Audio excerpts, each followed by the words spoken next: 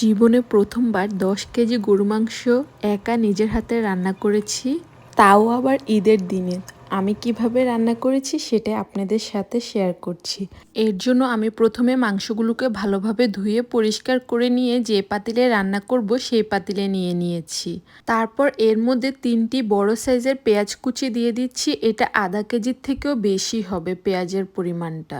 এরপর দিয়ে দিচ্ছি ৫-৬টি তেজপাতা, ১০-১২টি এলাচ, ৩ টুকরো দারচিনি, একটা তারা মশলা, ২টা বড় এলাচ, ৩ টেবিল চামচ পরিমাণ হলুদের গুঁড়া, ৫ টেবিল চামচ পরিমাণ মরিচের গুঁড়া, স্বাদমতো লবণ। আর এখানে আমি যতগুলো মশলা ব্যবহার করেছি সব কিছুই কিন্তু চোখের আন্দাজে দিয়েছি, কোনো মেজারমেন্ট করে কিছুই দেওয়া হয়নি। তারপর দিয়ে দিচ্ছি ২ টেবিল চামচ পরিমাণ আমার বানানো স্পেশাল মশলা, যেটা আমি বানিয়েছি লং, গোলমরিচ আর দারচিনি দিয়ে, যার কারণে আমি আস্ত দারচিনি দিয়েছি মাত্র ৩ টুকরা। সাথে দিয়ে দিচ্ছি ৫ টেবিল চামচ পরিমাণ জিরা গুঁড়া, ৪ টেবিল চামচ পরিমাণ ধনিয়া গুঁড়া, ১ টেবিল চামচ পরিমাণ গরম মশলা। আমি এখানে রাঁধুনি গরম মশলাটি ব্যবহার করেছি। আপনারা আপনাদের পছন্দ মতো যে কোনো গরম মশলা অথবা হাতে বানানো গরম মশলাও কিন্তু দিতে পারেন। তারপর আমি এখানে দিয়ে দিয়েছি ২ কাপ পরিমাণ তেল, যেটা আমি রেকর্ড করতে ভুলে গিয়েছি। তেলটা আপাতত কম দিচ্ছি কারণ মাংসতে অনেক পরিমাণ চর্বি আছে, পরবর্তীতে লাগলে আবার দিয়ে নিতে পারবো। তাই এখন ২ কাপ দিয়ে প্রথমে বসিয়ে নিচ্ছি। তারপর দিয়ে দিয়েছি হাফ কাপ পরিমাণ আদা বাটা, হাফ কাপ পরিমাণ রসুন বাটা। সব কিছু উপকরণ দেওয়ার পরে এগুলিকে আমি মেখে নিচ্ছি। আর এখানের মাংসের পরিমাণ অনেক হওয়ার কারণে আমি কিন্তু হাত দিয়ে মেখে নিচ্ছি। যদিও আমি ভালোভাবে মেখে নিতে পারিনি, কারণ আমার পাতিলটা এখানে একটু ছোট হয়ে গিয়েছে, আমার কাছে এর থেকে বড় পাতিল ছিল না। তাই আমি কিছুটা মেখে নিয়ে চুলার আঁচটা অন করে দিয়েছি। কিছুক্ষণ পরে মাংস থেকে অনেকগুলো পানি বের হয়ে এসেছে, আপনারাই দেখতে পাচ্ছেন। চুলা থেকে পাতিলের পরিমাণটা বড় হওয়ার কারণে মাংসগুলোতে ভালোভাবে চুলার আঁচটা পৌঁছাচ্ছিল না। তো আমি এর জন্য কিছুক্ষণ পরপর মাংসগুলোকে এপাশ ওপাশ করে দিচ্ছি, আবার পাতিলটা একটু ঘুরিয়ে দিচ্ছি যাতে করে সবগুলো মাংসতে সমানভাবে তাপ লাগে।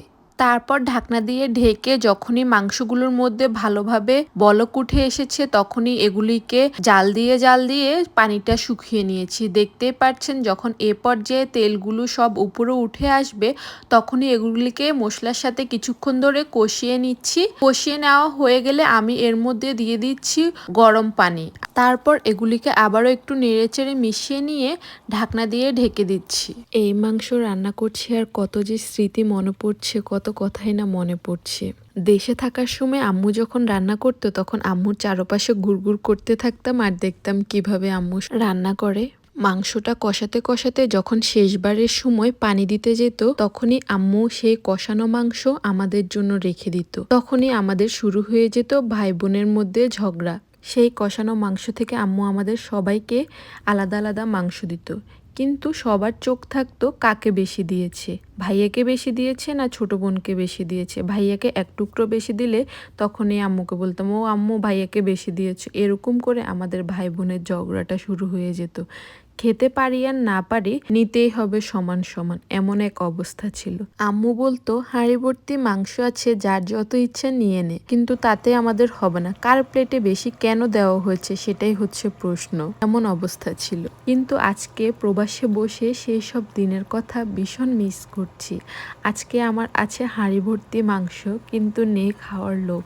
রান্না করছি আর বারবার সেই পুরনো কথা মনে পড়ছে আর আমি বারবার ইমোশন হয়ে যাচ্ছি। জানি না আজকের এই দিনে আমার বাবা মায়ের কি অবস্থা। যখনই ফোন দিই তখন তো সারাক্ষণ কান্না করে, বিশেষ করে এই ঈদের দিনগুলোতে তাদের মনের অবস্থায় কি হচ্ছে সেটা একমাত্র আল্লাহই জানে। কারণ ভাই বোনকে আমি এতটাই মিস করছি আর তারা তাদের সন্তানদেরকে ছেড়ে ঈদ করছে, তাদের কাছে কেমনটা লাগছে সেটা আল্লাহই জানে। হয়তো তাদের সারাদিন কেটে গেছে চোখের পানি দিয়ে।